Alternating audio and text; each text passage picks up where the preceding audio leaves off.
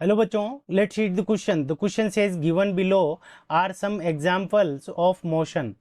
State in each case if the motion is 1, 2 और 3 डायमेंशनल्स। अब हमें जो मोशन गिवन है ए kite flying on A windy day. ठीक है बच्चों।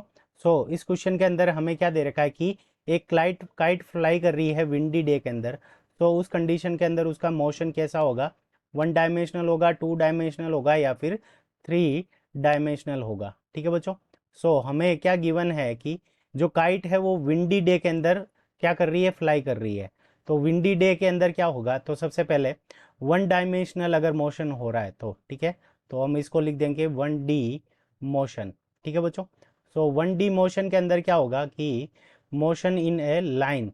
तो इस कंडीशन के अंदर जो हमारा मोशन होता है 1 डायमेंशनल मोशन, वो क्या होता है? मोशन इन ए लाइन या फिर लीनियर मोशन जो होता है हमारा, उस मोशन को हम क्या कहते हैं? 1D मोशन कहते हैं, या फिर स्ट्रेट लाइन के अंदर जो मोशन होता है।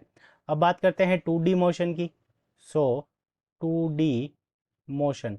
अब 2D मोशन के अंदर क्या होता है कि मोशन इन ए प्लेन। तो अगर कोई भी ऑब्जेक्ट है हमारा, वो अगर किसी प्लेन के अंदर मूव कर रहा है तो मोशन इन ए प्लेन। तो उस कंडीशन के अंदर हमारा जो मोशन होता है वो हमारा क्या होता है कि 2D मोशन होता है, मोशन इन ए प्लेन। और अब हम बात करते हैं 3D मोशन।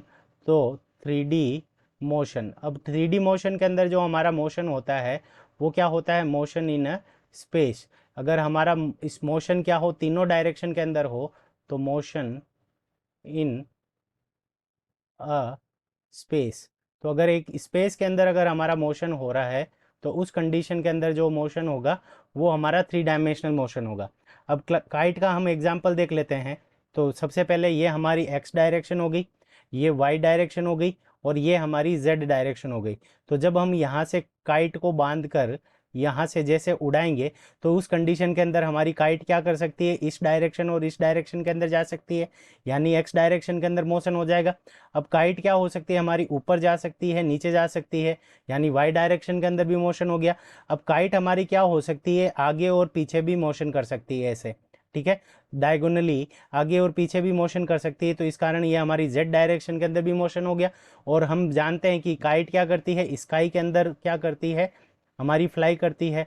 और स्काई हमारा क्या है? एक तरह का स्पेस है जिसके अंदर किसी भी डायरेक्शन के अंदर काइट हमारी क्या कर सकती है? मोशन कर सकती है। तो मोशन इन स्पेस, यानी किसी भी डायरेक्शन के अंदर मोशन कर सकती है। तो यहाँ पे जो हमारा जो मोशन हो जाएगा वो क्या हो जाएगा? 3D मोशन, यानी जो हमारा काइट का जो मोशन हो जाएगा वो 3 डायमेंशनल मोशन हो जाएगा। 3 dimensional motion is the correct answer of this question. I hope you understood it well. Best of luck. Thank you.